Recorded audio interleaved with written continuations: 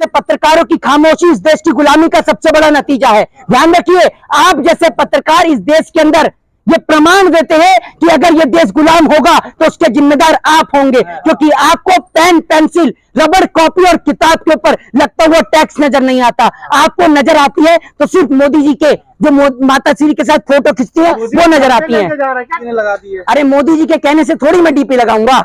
मोदी जी बताइए कि मैं डीपी लगाऊं या नहीं लगाऊं, ये बताइए ना मुझे। मेरे घर से इस देश के अंदर, मेरे घर से आर्मी के अंदर हैं जिन्होंने अपना सर्वोच्च न्यौछावर कर दिया है। नरेंद्र मोदी के घर से, अमित शाह के घर से आज तक कोई तिरंगे में लिपट कर आए? बताइए ना। पर देशभक्ति तो है। अरे देशभक्ति देखिए किस तरीके की देशभक्ति है। तड़ी पार वालों की जब देशभक्ति जागने लग जाए ना, कभी चाय के स्टॉल पर तिरंगा लगाए? बताइए। आज लग रहे हैं ना, जब भीख मांगते थे भीख के कटोरे पे तिरंगा लगाए? ये बताइए। जब बांग्लादेश की आजादी की लड़ाई लड़ रहे थे तब तिरंगा लेके गए थे क्या? सवाल का जवाब दीजिए। आप हमें बताएंगे कि हम अपनी डीपी पे तिरंगा लगाए नहीं लगाए? आरएसएस वालों की डीपी बताइए, बदलिए। इस देश के अंदर नमक के ऊपर टैक्स लगा दिया था तो ये देश सड़कों पर उतर गया था, लेकिन आज रोटी से लेकर कपड़े से लेकर तमाम चीजों के ऊपर टैक्स लग गया, लेकिन ये देश गूंगा और बहरा हो चुका है। इस देश के लोग सो चुके हैं। आखिर इसका कारण क्या है? इस देश के अंदर संविधान की धज्जियां उड़ाई जा रही है। आज का दिन आपको याद है किसी को कि आज का दिन क्या दिन है? आज का दिन वही दिन है, आज 8 अगस्त का दिन है। आज ही के दिन 2018 को वाराणसी में जब मेरठ के अंदर तिरंगा यात्रा जो निकाली जा रही थी, आप सभी को पता है हिंदू युवा वाहिनी के द्वारा किस प्रकार से उस तिरंगा यात्रा को रोका गया, किस प्रकार से देश के तिरंगे का जो है वो अपमान किया गया और किस प्रकार से जो लोग तिरंगा यात्रा लेकर जा रहे थे उनको जेल के अंदर बंद किया गया। दूसरी कह रही है कुछ लोगों की देशभक्ति कम हो गया, आप जैसे लोगों की देशभक्ति जगाई जा रही है। देखिए, हमारी देशभक्ति तो बहुत है। हमारी देशभक्ति कोई नरेंद्र मोदी या अमित शाह नहीं जगाएंगे। अगर इनको देशभक्ति जगानी है तो जगाएं अपने नेताओं की देशभक्ति, जिनकी देशभक्ति गायब हो गई है। कौन सी देशभक्ति ये सिखाती है कि देश की बहन बेटियों के साथ बलात्कार करिए? वो बलात्कार किया आपकी पार्टी के एमएलए कुलदीप सिंह सेंगर ने। कौन से देश की देशभक्ति ये सिखाती है कि अपने देश से गद्दारी करिए? और आपने देश से गद्दारी करिए। देश के प्रधानमंत्री उस देश में जाकर बिरयानी खाते हैं जहां जो पाकिस्तान हमारे हिंदुस्तान के जवानों को गोली मारने का काम करता है। कौन से देशभक्ति ये सिखाती है कि आप देश के लोगों से सर्टिफिकेट मांगे या उनको सर्टिफिकेट दें? आप तो देश के लोगों को सर्टिफिकेट दे रहे हैं। दिक्कत क्यों हो रही है हर घर तिरंगे से? नहीं, हमें कोई तिरंगे से दिक्कत नहीं है, लेकिन तिरंगे के नाम पर जो ये पैसा उगाई का कार्यक्रम किया जा रहा है, ये देश की आजादी का कैसा दिन है कि हम अपने देश को देखने के लिए एक फोटो मैं आपको दिखाना चाहता हूं। ये फोटो है 1947, 15 अगस्त सन 1947, जब पहली बार इस देश के प्रधानमंत्री ने देश के लाल किले के ऊपर तिरंगा झंडा लहराया। ये फोटो और ये तस्वीर उस दिन की है।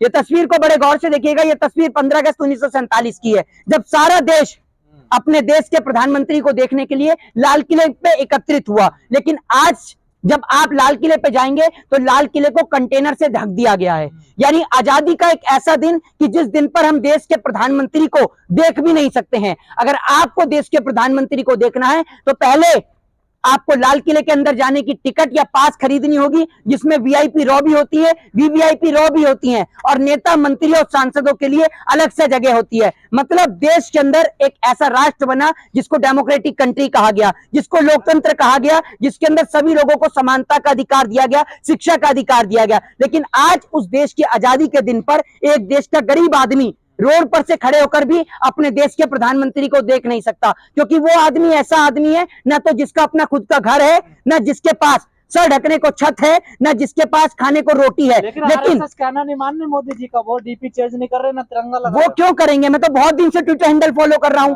वो क्यों करेंगे भैया चेंज? वो लोग क्यों करेंगे चेंज, ये बताइए ना। उनको तो तिरंगा मायने नहीं रखता, उनके लिए तो मायने रखता है सिर्फ और सिर्फ देश के अंदर उनका झंडा। उनको तिरंगे से कोई प्रेम नहीं है। और मैं आपको एक फोटो दिखाना चाहता हूं। ये फोटो आप देखिएगा और अपने तमाम दर्शकों को भी दिखाइएगा, आपको बड़ा अच्छा लगेगा ये फोटो देखकर, है ना। ये देखिए, ये फोटो कल मैंने क्लिक करी थी, आज से कुछ दिन पहले। ये फोटो भारतीय जनता पार्टी के एक नेता के घर की है। ये फोटो आप बड़े ही गौर से देखिएगा।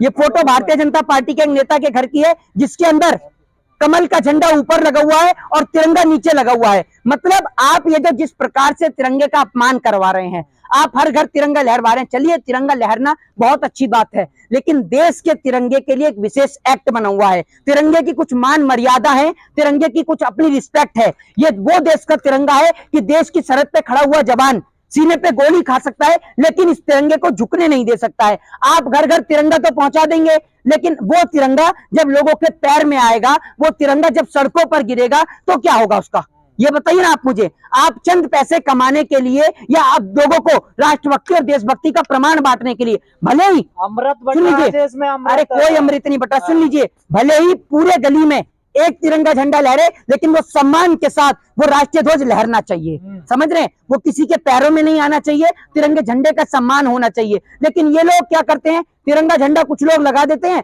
और वो लहराकर अपने अपने घर पहुंच जाते हैं, लेकिन उसके बाद वो तिरंगा झंडा एक दिन 2 दिन बाद, अभी मैंने देखा कुछ पोस्टरों पर भी तिरंगा झंडा लगा हुआ है। तो सरकार को नियमित तौर से इनके ऊपर कार्रवाई करनी चाहिए कि जो भी लोग पोस्टरों के ऊपर, होर्डिंग के ऊपर देश का तिरंगा, नेशनल फ्लैग बनाते हैं, वो नेशनल फ्लैग जब पोस्टर हट जाते हैं तो वो नेशनल फ्लैग जो है पैरों में आता है। तिरंगा बनाइए, आप कह रहे हो कार्रवाई करिए, सरकार तो कह रही है। अरे भैया, अगर आप नेशनल फ्लैग की फोटो बनाकर उसको पोस्टर में लगाएंगे तो पोस्टर एक दिन 2 दिन बाद, बारिश का मौसम चल रहा है, आंधी और तूफान के जरिए वो पोस्टर पैरों में आता है। जिस प्रकार से आपने देखा नहीं, मोदी जी की, योगी जी की जो तस्वीरें हैं वो लोगों के पैर में आ रही थी, अरे कूड़े उठाने वाला उसको उठा के कूड़े में डाल देता है तो उसको नौकरी से हटा दिया जाता है। तो हम चाहते हैं कि देश के तिरंगे का सम्मान किया जाए, उसका कोई अपमान ना हो। देश का तिरंगा भले ही पूरे देश में लाल किले पे फहरे, लेकिन फहरे पूरी इज्जत के साथ में फहरे, और फहरे तो अच्छी तरीके से लोग देश के राष्ट्रीय ध्वज का सम्मान करें। हमें जगह जगह नहीं फहरवाना, एक ही जगह फहरे, लेकिन लोग उसका सम्मान करें, लोग उसकी रिस्पेक्ट करें। आपको पोस्टर में तिरंगे की फोटो लगवाने की कोई जरूरत ही नहीं है। आप क्यों छपा रहे हैं इस प्रकार के पोस्टर? जी, डीपी चेंज की कि नहीं? डीपी किस प्रकार की डीपी? तिरंगे की लगाई कि नहीं? मोदी जी ने लगा दी है। अरे मोदी जी के कहने से थोड़ी मैं डीपी लगाऊंगा, मोदी जी बताएंगे कि मैं डीपी लगाऊं या नहीं लगाऊं, ये बताइए ना मुझे। मेरे घर से, इस देश के अंदर, मेरे घर से आर्मी के अंदर हैं जिन्होंने अपना सर्वोच्च न्यौछावर कर दिया है। नरेंद्र मोदी के घर से, अमित शाह के घर से आज तक कोई तिरंगे में लिपट कर आए? बताइए ना। और देशभक्ति तो है। अरे देशभक्ति देखिए किस तरीके की देशभक्ति है। तड़ीपार वालों की जब देशभक्ति जागने लग जाए ना, कभी चाय के स्टॉल पर तिरंगा लगाया है? बताइए। आज लग रहे हैं ना, हैं? जब भीख मांगते थे, भीख के कटोरे पे तिरंगा लगाया है? ये बताइए। जब बांग्लादेश की आजादी की लड़ाई लड़ रहे थे तब तिरंगा लेके गए थे क्या? सवाल का जवाब दीजिए। आप हमें बताएंगे कि हम अपनी डीपी पे तिरंगा लगाए नहीं लगाए? आरएसएस वालों की डीपी बताइए, बदलिए। 75 वर्ष हो गए तो अमृत महोत्सव है, तो डीपी तो चेंज कर ही सकते हैं। एक बात आप मुझे बताइए, इन 75 वर्ष के दौरान क्या जिन्होंने देश की आजादी के लिए अपना सर्वोच्च न्यौछावर कर दिया, राजगुरु, सुखदेव, भगत सिंह, मौलाना अब्दुल कलाम आजाद, अशफाक उल्लाह खां और देश के वो तमाम क्रांतिकारी जिन्होंने इस देश के लिए अपना सर्वोच्च न्यौछावर कर दिया, क्या उनको शहीद का दर्जा प्रदान है? क्या उनको इस 15 अगस्त के मौके पर या 26 जनवरी के मौके पर याद किया जाता है? ये बताइए आप मुझे।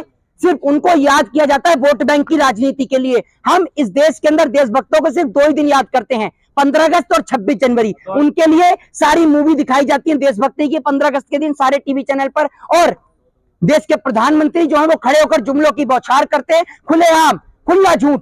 मुंगेरी लाल भी क्या हसीन सपने दिखाता होगा जो नरेंद्र मोदी जी दिखाते हैं, और खुला झूठ करते हैं कि करेंगे उनको क्या कहेंगे जी। 2014 में जिनको आजादी मिली थी उनके तो 75 वर्ष तो नहीं हुए, वो नहीं मनाएंगे। अच्छा। वो तो तभी मनाएंगे जब कंगना रनावत जी की जब पूरे 75 वर्षगांठ होगी ना देश की आजादी की, वो लोग तब मनाएंगे। वो लोग नहीं मनाएंगे, क्योंकि उनका क्या है, वो लोग सोच रहे थे कि सावरकर के पैर पड़ने से ही आजादी मिल जाए, लेकिन ये आजादी तो भगत सिंह ने छाती पे पांव रख के छीनी थी अंग्रेजों से। तो सावरकर वाली आजादी चाहते थे ना, और सावरकर हमेशा इस देश के अंदर गुलामी चाहते थे। तो ये लोग क्यों मनाएंगे देश की आजादी के 75 साल? इनको तो ऐसा लगता है कि जब मोदी जी का जन्म हुआ और जब मोदी जी 2014 के बाद प्रधानमंत्री बने तब इनके पास पहनने को कपड़े आए, वरना उससे पहले तो ये पीपल के पत्ते पहनकर घूमा करते थे, जानवरों का शिकार किया करते थे। ये देश जो है ये पूरा कुछ भी नहीं था, ना लोगों के पास रहने को घर थे, ना खाने को रोटी थी। मोदी जी एक दिव्य पुरुष हैं जिन्होंने अवतार लिया और उसके बाद लोगों को खाना भी दिया, सर ढकने को छत भी दी, कपड़े पहनने सिखाए, सब कुछ मोदी जी ने कराया है। अवतार नहीं मानते मोदी किसको? मोदी जी को। अरे मोदी जी अगर अवतार हैं तो ये बताइए मुझे, अवतार इस देश के अंदर हम उन लोगों को मान सकते हैं जिन्होंने इस देश की आजादी के लिए अपना सब कुछ न्यौछावर कर दिया। वो इस देश के लिए अवतार थे। परिवार छोड़ जाए देश के लिए। कौन? मोदी जी। ये आप जैसे पत्रकार पूरे देश की महिलाओं को अपमानित करते हैं। आपके कहने का अर्थ ये है कि अगर कोई देश के लिए कुछ करना चाहे तो पहले उसको अपनी घरवाली को छोड़ना पड़ेगा।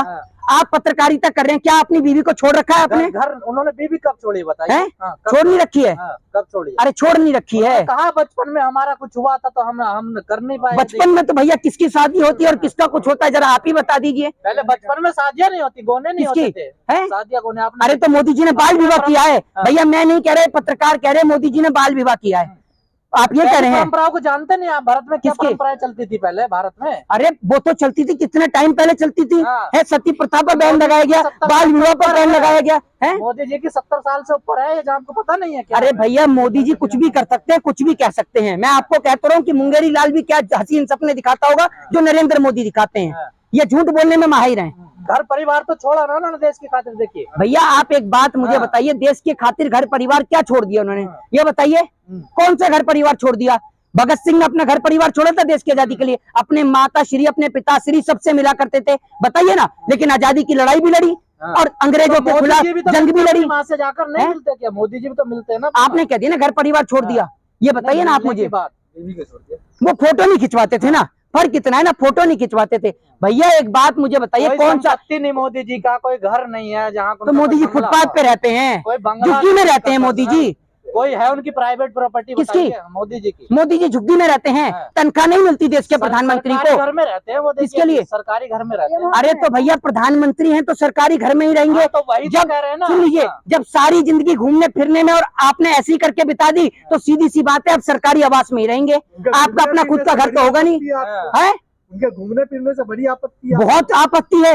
जब इस देश की जनता, सुन लीजिए, जब इस देश की जनता 2 वक्त की रोटी ना खा पाए ना और देश का प्रधानमंत्री 4 बार कपड़े बदले तो आपत्ति होनी चाहिए। सुन लीजिए, और मैं तो आज इस देश के ऊपर सोचने को मजबूर हूं कि ये देश वो देश है कि जब ब्रिटिश ईस्ट इंडिया कंपनी ने इस देश के अंदर नमक के ऊपर टैक्स लगा दिया था तो ये देश सड़कों पर उतर गया था। लेकिन आज रोटी से लेकर कपड़े से लेकर तमाम चीजों के ऊपर टैक्स लग गया, लेकिन ये देश गूंगा और बहरा हो चुका है। इस देश के लोग सो चुके हैं। आखिर इसका कारण क्या है? इस देश के अंदर संविधान की धज्जियां उड़ाई जा रही है। अभी बाकी सब पूरा देश क्या आप अकेले पूरा देश जगा हुआ है, लेकिन आप जैसे पत्रकारों की खामोशी इस देश की गुलामी का सबसे बड़ा नतीजा है। ध्यान रखिए, आप जैसे पत्रकार इस देश के अंदर ये प्रमाण देते हैं कि अगर ये देश गुलाम होगा तो उसके जिम्मेदार आप होंगे, क्योंकि आपको पेन पेंसिल रबड़ कॉपी और किताब के ऊपर लगता हुआ टैक्स नजर नहीं आता। आपको नजर आती है तो सिर्फ मोदी जी के जो माता श्री के साथ फोटो खींचती है वो नजर आती है। क्या टैक्स का पैसा है देश हित में ही लगा रहे हैं। अरे तो गब्बर सिंह का घर लेके जाता था,